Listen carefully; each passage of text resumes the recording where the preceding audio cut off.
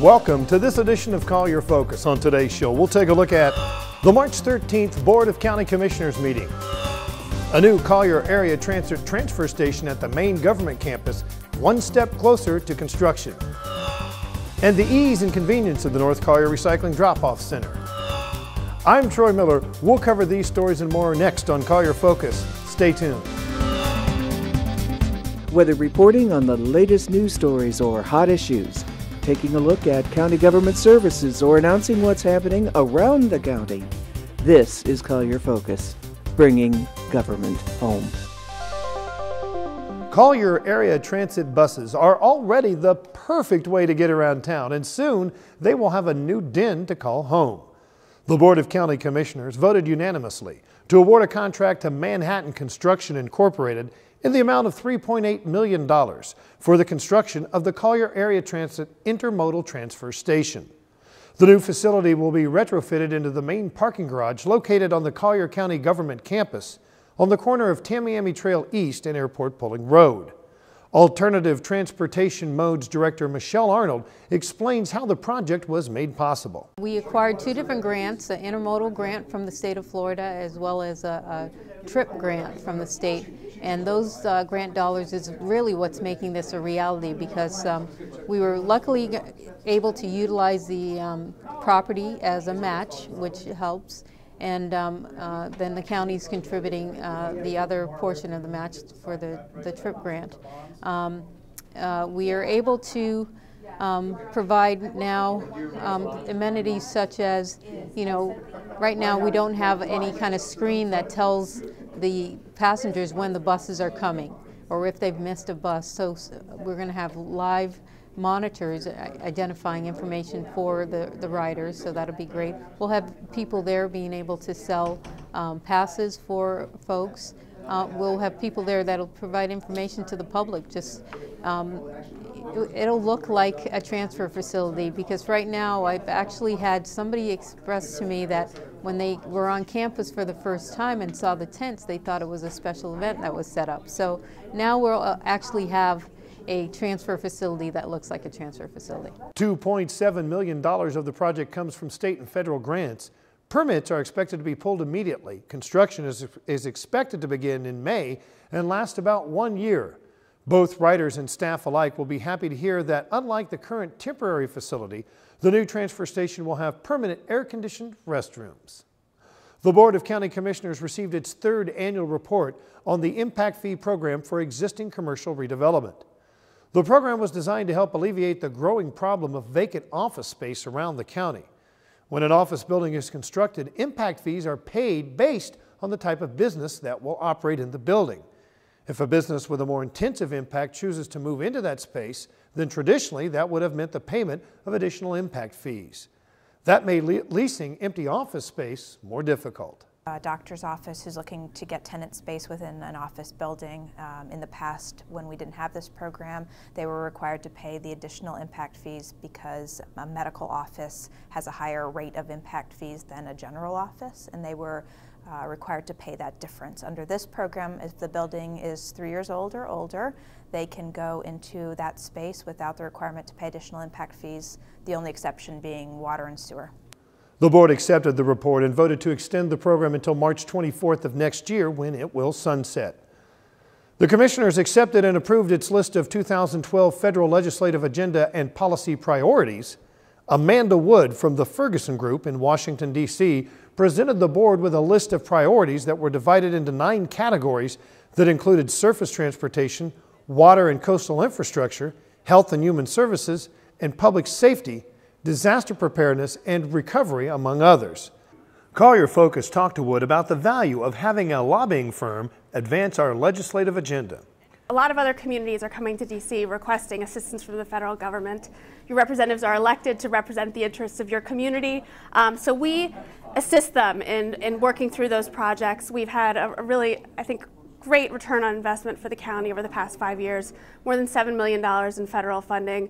over $20 million in authorizations for federal funding, successes in a wide range of policy areas. So I think the county definitely has received a return on investment, and it's important for y'all to have a presence in DC. You're sending tax dollars up there. You're electing folks to represent you in DC, and we just assist those elected representatives in pursuing the things that are most important to folks in this community. You can view the entire Collier County federal legislative agenda on our website, colliergov.net. The board approved and authorized the chairman to sign an interlocal agreement with Florida Fish and Wildlife Conservation Commission to facilitate and manage public hunting at Caracara Preserve. This plan has been in the works for several years. We purchased this property in 2007, and we've always anticipated there'd be hunting on the property as one of the recreational uses. And because it's adjacent to a large area of CRA that's already being managed by Fish and Wildlife for hunting, we've incorporated this smaller area, 368 acres or so, 200 of which are pasture. That's going to be part of their FWC managed WEA, or Wildlife Environmental Area. And people are going to be able to hunt turkey and hogs and small game, and it's going to follow the same schedule as CRA. All you have to do is look up the CRA WEA schedule and get your permits.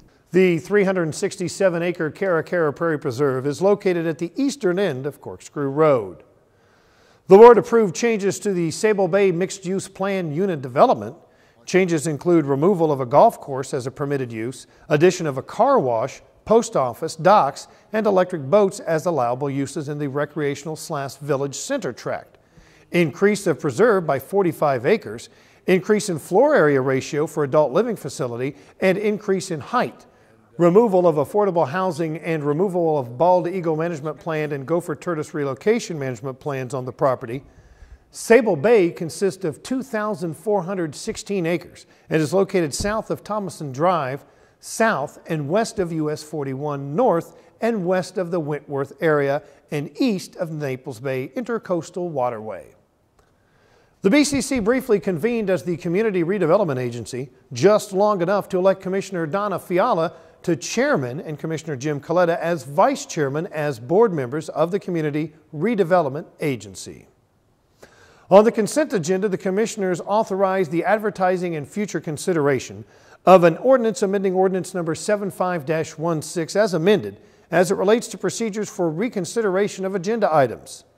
This move was designed to give the board a chance to reconsider the adoption of the Immokalee Area Master Plan after the deadline to approve the plan was extended by the state. The Immokalee Master Plan failed to get the 4 votes necessary for passage. The amending ordinance will be considered at the March 27th Board of County Commissioners meeting. The Commissioners honored Collier 211 as the Collier County Business of the Month for March. Collier 211 is an information and referral service available to all Collier residents and visitors by dialing 211 or 263-4211. All eligible organizations are encouraged to register at collier211.org. The database can be updated at any time by creating an account with a username and password. Now, for more information about Collier 211, contact Mary George, Community Foundation Specialist Projects Director at 239-649-5000, extension 213, or visit them on the web at collier211.org. On March 15th, the Bureau of Emergency Services conducted a practice activation of the Emergency Operations Center. The practice scenario involved an early morning storms with possible tornadoes, amounting to storm and fire damage throughout much of Collier County. The exercise is designed to test systems and personnel alike and focuses on communication and interaction between local, state, and private enterprises. The James V. Mudd Emergency Services Center opened in the summer of 2009. The North Collier Recycling Drop-Off Center opened last year, and residents using the facility are giving it rave reviews not only for its convenience, but also for how clean the drop-off facility is. We here at Collier Focus took our cameras out for a little tour. In a continuous effort to save valuable landfill airspace, the Solid Waste Management Department strives to find new and innovative ways to divert recyclable materials from the landfill and preserve our natural resources. In 2011, the Solid Waste Management Department completed the new North Collier Recycling Drop-Off Center. It's located just south of the intersection of Goodlett Frank and Immokalee Road. Well, we're real excited about this facility. It's been an amazing journey of collecting and protecting the environment. Our main goal here is keep as much household hazardous waste and recyclable items out of the landfill as possible. So that's what we're here to do. We collect anything from fluorescent bulbs to latex paint, batteries, you name it, we collect it. And as part of the tax base, most of those items for residential customers are free of charge. So that's really what we're excited about, bringing those folks in, collecting and protecting the environment. So saving landfill airspace, that's our #1 priority here. The North Collier Recycling Drop-Off Center is modeled after the Marco Island Recycling Drop-Off Center, which was recognized as best in the nation recycling facility for its ability to serve the community through recycling and protection of the environment. The process of dropping off your items couldn't get much simpler. How you doing? I got some paint. Okay, what's your zip code? 34112. They'll pull up to the stop sign. I'd come up and welcome them, greet them, ask them their zip code. We try to verify every time, verify the zip code. You know, it has to be a Collier County resident or a business. And for household hazardous waste or for, you know, things like that, the resident will tell me their zip code, and I mark everything down that they have, and we make a ticket and we log it into our SMS system, and I put it away. I put the flammables with the flammables, the acids and bases get separated, all the latex paint, everything gets stored safely and in compliance with, you know, the codes and the rules. Customers we spoke to couldn't be happier. We have a property management business, and this works out for our customers because they all live in Collier County. They have excesses of paint and things in their garage, and they're not here really often enough to handle it themselves. So we'll do that, and we can bring it here, and we average, you know, like once a month rather than maybe saving it up for months at a time before when we had to go, you know, farther into Naples. So it works out real well for us. We used to get down to the airport facility to get rid of this cardboard. We have a business and we get a lot of cardboard. Instead of recycling it down there, this facility was great when it came online.